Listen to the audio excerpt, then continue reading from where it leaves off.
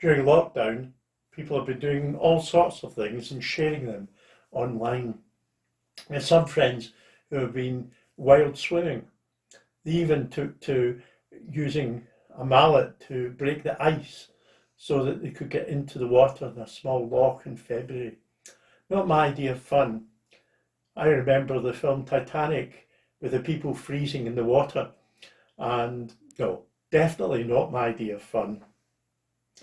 But people have been taking up all sorts of hobbies. Some hobbies they've had for years, some new hobbies. There's been knitting, crochet, swimming, running, walking, assembling AFX models.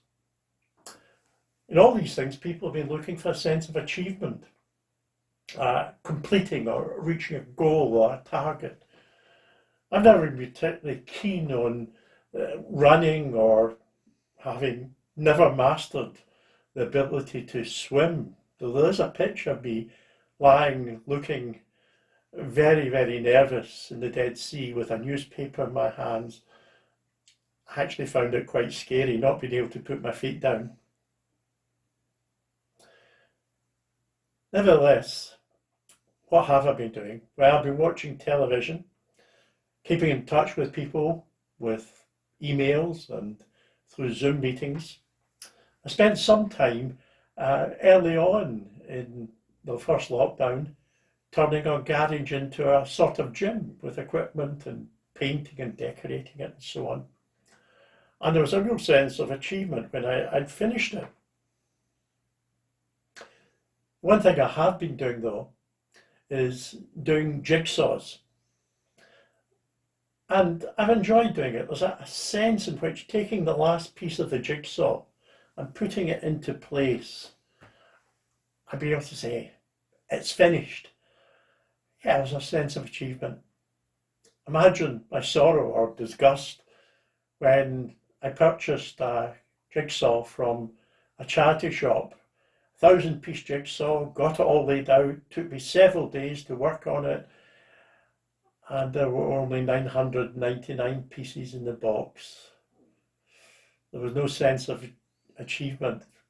Almost there was a sense of defeat because I had not managed to complete what I had intended. And so the announcement, it is finished, can be thought of in two different ways. A couple of years ago, a much loved car had to go to the scrapyard after the mechanic looked at it, looked over it and said, it's finished. That was a sad day. On the other hand, when I was changing the garage into a gym and I'd finished all the painting and decorating and all the things that went with it and the equipment all assembled, I was able to say to my wife, it's finished. And there was a sense of achievement. In John's Gospel, we read that from the cross and amongst his final words, Jesus said, it's finished. But these words were not words of defeat. The words it's finished are found only in John's Gospel. The Greek word translated it is finished is actually an accounting term, meaning paid in full. Jesus saying it is finished, that the debt owed by man to his Creator on account of his sin is finally and forever dealt with. The long list of names at the beginning of Matthew's Gospel gives a flowchart of the plan of the way in which sin has eventually been defeated, culminating on the cross and Jesus' words, it is finished. That's why it's called Good Friday, because on that day, the problem of sin was dealt with fully, finally, and forever. For each and every one of us, it's the very best day in the whole of history. It's the day in which our sin was dealt with. And the cross reminds us that we are offered forgiveness through the finished work of Christ on the cross. This Easter, let's rejoice in the knowledge that when Jesus said, it is finished, the balance in the ledger for our sin was balanced. when Jesus from the cross shouted in triumph the words, "It is finished."